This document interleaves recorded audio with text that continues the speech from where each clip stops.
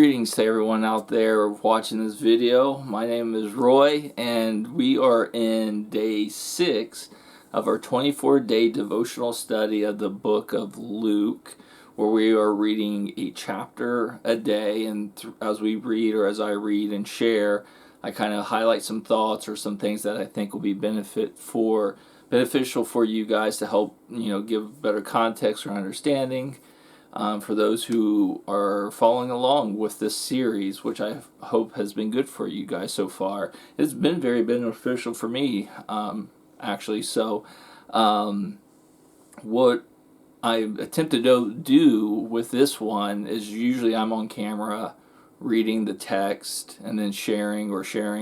So I'm going to try something different where I'm going to put some actually, I'm going to disappear from the camera and I'm going to record the screenshots of me reading. Basically, I pulled up the World English Bible, which we've been using. I've got the PDF for it, and so I'm just going to capture my screen as I read and then share, and so that gives you guys the opportunity to also see the scripture and read along with me. So it's something I'm just playing with. I might do it for at least today, tomorrow, episode or video to you see how it is. So I would appreciate those who have been following along or will follow along. Maybe give some comments or suggestions. Again, I'm still learning all the different techniques I can use, so this is a trial. So I hope it proves beneficial. So with that said, let's get into Luke chapter 6. All right, everybody, here we are in Luke chapter 6, verse 1. Let's begin reading. Now on the second Sabbath, after the first, he was going through the grain fields. That's speaking about Jesus. His disciples plucked the heads of grain and ate, rubbing them in their hands. But some of the Pharisees said to them, "Why do you do that which is not lawful to do on the Sabbath day?"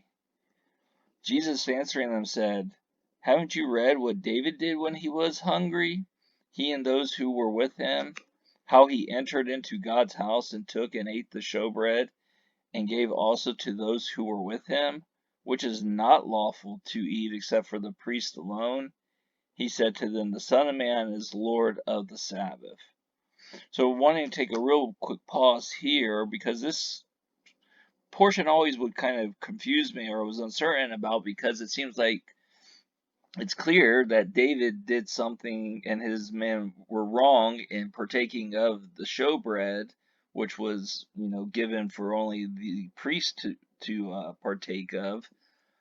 And one would think that Jesus was saying, like, hey, no, that was okay because the situation warranted it, and kind of maybe trying to use that to give credence for why his disciples were doing that.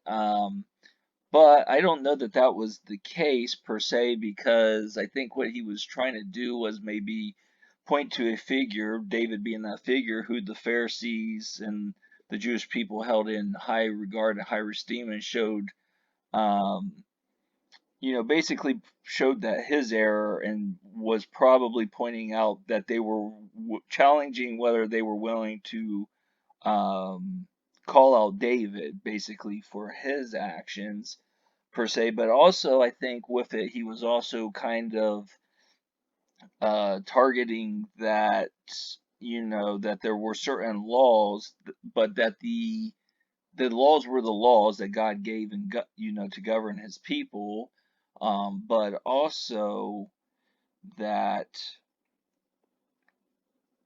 man had added a lot to those and had lost the heart of the matter, what was lawful to be doing on the Sabbath, or any other law, and so and so the issue that the Pharisees had with his own disciples may have been that of which was something that was, um, something that was an add-on, and it also ultimately lost the heart of the Sabbath. And we see that this is what religion does, that it it starts to take something that was meant to be good and a guide, and then it becomes like this obtrusive thing, and that is just so heavy on following this, observing this, doing that, that you lose the heart and the essence of it. And like, for example,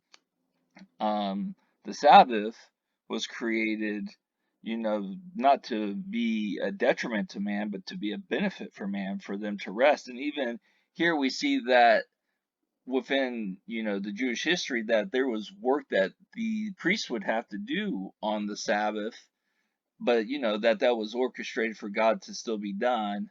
But anyways, I think that maybe if that might, for someone reading this, might help in your own clarity or understanding, I thought I would share that, as that was always something that I always thought, maybe it's like, man, is Jesus kind of giving like the okay for that action or behavior? But I don't know that that is the case, as you like look into this. So let's continue reading. It also happened on another Sabbath that he entered into the synagogue and taught. There was a man there, and his right hand was withered. The scribes and the Pharisees watched him to see whether he would heal on the Sabbath, that they might find an accusation against him. But he knew their thoughts, and he said to the man who had the withered hand, "Rise up and stand in the middle." He arose and stood. Then Jesus said to them, "I will ask you something. Is it lawful on the Sabbath to do good or to do harm, to save a life or to kill?" He looked around at them all and said to the man, "Stretch out your hand." He did, and his hand was restored as sound as the other. But they were filled with rage and talked with one another about what they might do to Jesus. So here again, here's another example where, you know, these these men have these traditions set, and and here Jesus is coming and upsetting their traditions, and they're basically, I think, there's probably in their mind, if you can try to get in on their side of things or viewpoints, that that they are looking for the Messiah, but they have a certain idea of what the Messiah or the Christ is going to look like, and so they're kind of testing him or seeing, like, is he making the qualifications, but they're using their qualifications through their lens and through their bias even, and they're even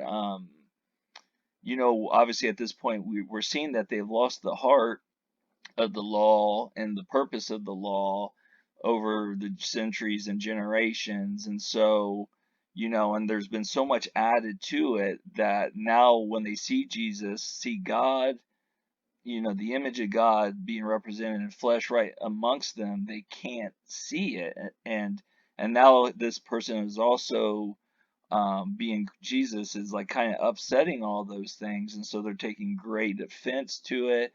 And and obviously with a lot of people, to face change, or it's hard, or to maybe even confess that the way that you've been going about things is wrong, basically to repent, to turn, or to see like, hey, this is, you know, so, they're upset at Jesus very much, and now obviously then it seems like their focus becomes, well, how can we disprove this guy, or how can we, discredit this guy?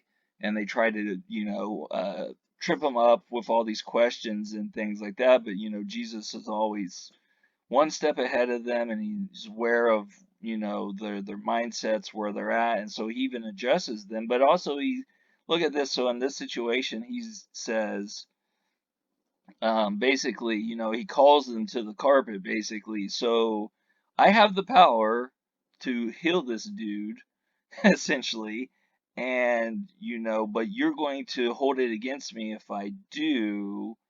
And he asks that question basically bluntly, so should I not heal this person?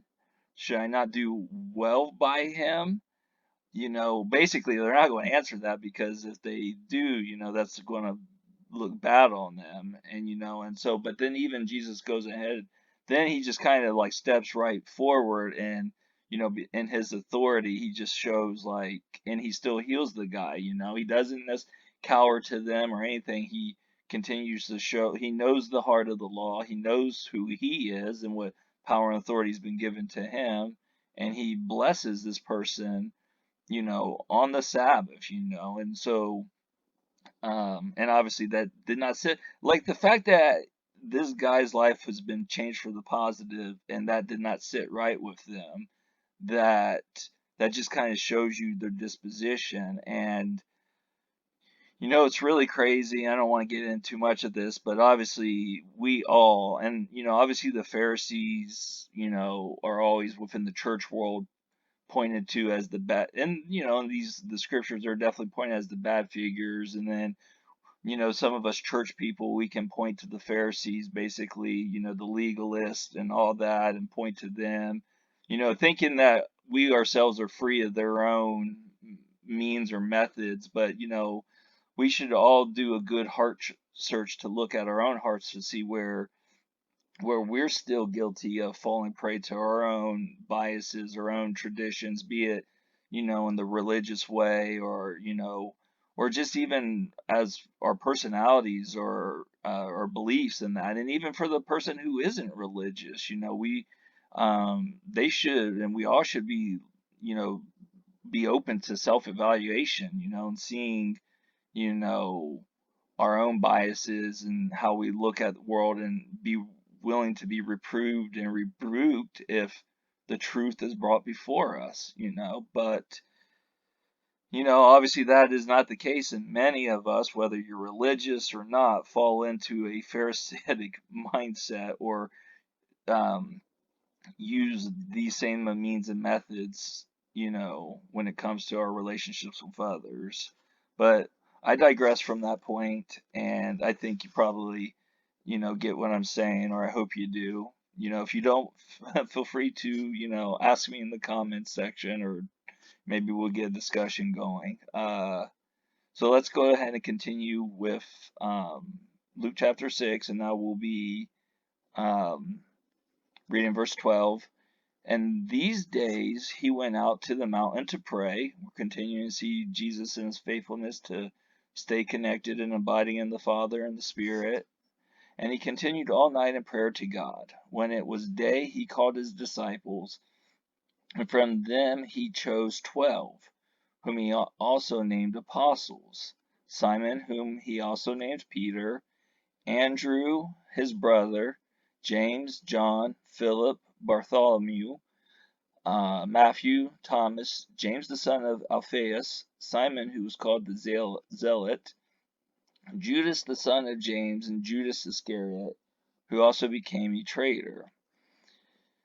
He came down with them and stood on a level place, with a crowd of his disciples and a great number of the people from all Judea and Jerusalem and the sea coast of Tyre and Sidon, who came to hear him and to be healed of their diseases, as well as those who were troubled by unclean spirits, and they were being healed. All the multitude sought to touch him, for power came out of him and healed them all. He lifted up his eyes to his disciples and said, "Blessed are you who are poor, for God's kingdom is yours. Blessed are you who hunger now, for you will be filled. Blessed are you who weep now, for you will laugh. Blessed are you when men hate you, and when they exclude and mock you, and throw out your name as evil, for the Son of Man's sake. Rejoice in that day, and leap for joy, for behold, your reward is great in heaven, for their fathers did the same thing to the prophets. But woe to you who are rich, for you who have received your consolation. Woe to you who are full now, for you will be hungry. Woe to you who laugh now, for you will mourn and weep. Woe when men speak well of you, for their fathers did the same thing to the false prophets." So real quick, just kind of going back to here, to these series of blessings and woes, the one thing I think I stick out and just want to touch on that, at least without digging into each one, is that obviously it seems like here the blessed are the people who seem to be in unfavorable conditions in life, be it poor, hungry, sad, being mocked, persecuted, or such. And obviously, Jesus ties a lot of that to whether someone is in this state as a result of whether they're still a believer and they're in this state as a result of, being a believer or whatnot. But I think here, I think what Jesus, and then obviously the woes are, the good things, like, oh, to be rich, to be full, not to be hungry, to be laughing, and so on, and to be highly spoken about and regarded by people. That's what we all strive for. But Jesus is kind of saying, giving you like woes. But a woe doesn't mean necessarily like, oh, you shouldn't be or can't be. But I think it speaks to a disposition of heart, a disposition of mind, per se. For I think someone who falls in these blessed categories, who tend to be less well off in this life, are probably in more of a position to not only see their need, but to see God. And they're in a position to not only see God, but to rely on God and to trust on Him. And, where those who have everything going well, and even if, obviously people can be self-made and, and can rejoice in that, but those who tend to be in these good situations, however they got there, by their own achievements or by others who've helped put them there, typically don't necessarily feel a need for God, or don't need to, or are less likely to see a need for God, or to give themselves to God, or to give God any credit in their life. So obviously, this, it will eventually flip, that those who aren't in the best but have turned to God and recognized God, in turn, they will, the tables will turn, and they will be in a good spot and in a better spot, because their reward will then be eternal rather than temporarily. And those who took no account for God or in this life, and because, or will then obviously at the end, when judgment comes, and not having any sense of connection with God, will then have to suffer those consequences, and will then be put in a not so good position. So I don't think, also that you have to go and make yourself poor, per se, go out of your way to make yourself poor and hungry. I don't know that that's what Jesus was um, pointing out, or that, like, if you are rich, or, again, that, like, oh, it's just make sure that if you do fall into like the woe category, it's kind of a warning, a heed, to still be mindful, like, of your situation around you, and not to get in a place where you're not trusting in God or recognizing God. And so, because obviously God can use people who are of wealth, and, who are of these good statuses in life. But yeah, so I think that's all I'm going to say about that. Let's continue to move on. Picking up at verse 27. But I tell you who hear, love your enemies, do good to those who hate you, bless those who curse you, and pray for those who mistreat you. To him who strikes you on the cheek, offer also the other, and from him who takes away your cloak, don't withhold your coat also. Give to everyone who asks you, and don't ask him who takes away your goods to give them back again. As you would like people to do to you, do exactly so to them. I mean, this is big right here. I feel like we would be so much in a better place. This isn't just for like religious folk or faith folk. If all of us in this world could like just stand to live by this or have this as, a sort of a thing to live by, to treat others basically as you would, want to be treated. We would do well more in society basically, but anyways, just moving on. If you love those who love, well, stopping, going back here, obviously in the verses ahead, that's hard to do those things, as to what he's asking. But, I think with them it shows a different way and it shows a better way. And obviously, Jesus would be the perfect example of this because, he would ultimately be sinless and he would give his life for, sinners and for those who have ultimately rebelled against him and against the Father and the Spirit. And so that, forgiveness, would be made and that, reconciliation would be made. And I think with all things that we should try to live in love and in a way that would, bring reconciliation and healing and forgiveness. And even in that, love and that will convict and challenge and can change hearts, and so it's not always easy, and I don't know that this means that one needs to be a walking mat, because I think that there's a balance there, and we kind of just have to know how to walk in that balance of, not necessarily allowing ourselves to be just walking mats, but also to but also at the same time being willing to go the extra mile to show love, to show mercy, to show forgiveness as it has in turn been shown to us. All right, so let's get back on track. Verse 32. If you love those who love you, what credit is that to you? For even sinners love those who love them. If you do good to those who do good to you, what credit is that to you? For even sinners do the same. If you lend to those from whom you hope to receive, what credit is that to you? Even sinners lend to sinners to receive back as much.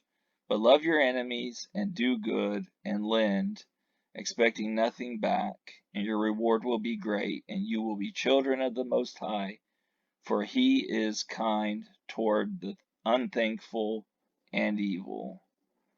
Therefore be merciful, even as your Father is also merciful. Don't judge, and you won't be judged. Don't condemn, and you won't be condemned.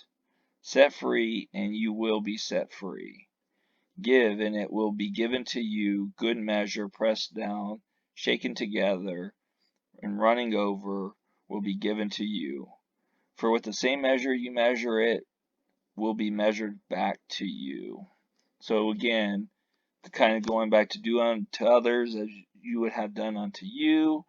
That you can kind of expect that when you do those things, then also it's going to be reciprocated back to you. Not only should it be reciprocated to you by others that you give to, if you give mercy, then you should then expect or hope that mercy would be returned, but give mercy nonetheless, even if it isn't going to be returned. But then we also get the added benefit that if we show mercy, if we show love, if we don't judge and condemn, if we free, we are in line to then receive those benefits from the Heavenly Father.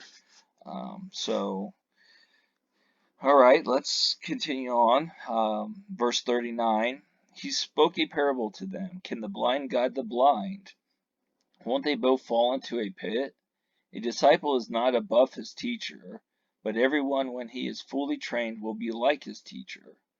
Why do you seek the speck of chaff that is in your brother's eye, but don't consider the beam that is in your own eye? Or how can you tell your brother, Brother, let me remove the speck of chaff that is in your eye, when you yourself don't see the beam that is in your own eye? You hypocrite! First remove the beam from your own eye, and then you can see clearly to remove the speck of chaff that is in your brother's eye.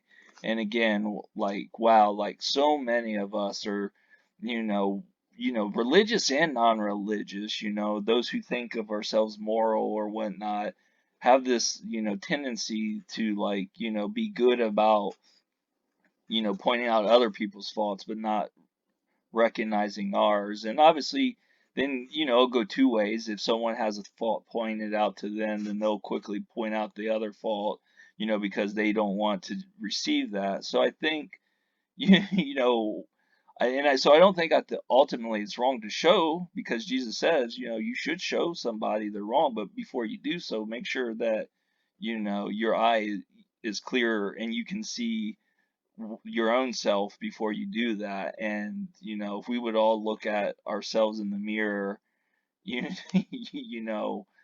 before we like judge and criticize others and point out their faults, again, I think we would be better off as a society, and relationships would be better, and obviously that takes multiple parties to just be able to be humble to not only recognize their error, but when error is pointed out to them, that, that they change accordingly, if they see that's done in good faith. But for there is no good tree that produces rotten fruit, nor again a rotten tree that produces good fruit. For each tree is known by its own fruit. For people don't gather figs from thorns, nor do they gather grapes from a bramble bush. The good man out of the good treasure of his heart brings out that which is good, and the evil man out of the evil treasure of his heart brings out that which is evil. For out of the abundance of the heart his mouth speaks. So basically, yeah, just, basically you can tell somebody whether they're true or authentic by, by the fruit of their life, by their character, by their actions. You can say one thing and do another, and are those things matching up? But, so moving forward, 46, why do you call me Lord, Lord, and do not do the things which I say? Everyone who comes to me and hears my words and does them, I will show you who he is like. He is like a man building a house who dug and went deep and laid a foundation on the rock. When a flood arose, the stream broke against that house and could not shake it, but it was founded on the rock. But he who hears and doesn't do is like a man who built a house on the earth without a foundation, against which the stream broke, and immediately it fell, and the ruin of that house was great. And obviously, the illusion here is, basically it doesn't profit you to know my teachings alone, but for you to do them. And why would you claim to be my follower, and that I would be your Lord, if you're not going to put into practice? Because there is a reason why I'm teaching and sharing these things for you. They're to your benefit. So, anyways, I think that goes without saying. And so, yeah, so that will conclude our reading of Luke chapter 6. This was a little bit more lengthy of an endeavor, but, and again, a different style, so I hope you enjoyed it. Okay, well, that concludes Luke chapter 6. There was a lot to go through there, and I'm sure, well, I know that we just kind of scratched the surface on all the rich content, the lessons, the truths to be found in that chapter, so feel free to rewatch the video, or reread the chapter, and just so all that can continue to soak in for you. I hope that this new method that I'm attempting proves beneficial. Again, leave some comments on that, and obviously leave any other comments about what was said, what was discussed, your own thoughts, your own revelations. Obviously looking to just hopefully maybe even just kind of build a community through this channel, where we're looking to edify one another, those who have the faith and believe in Christ, while others who may not be of the faith but are seeking to know more can have a place to find truth. And so that's that. And so obviously tomorrow, chapter 7. Look forward to seeing you guys. All right, take care. God bless. Peace.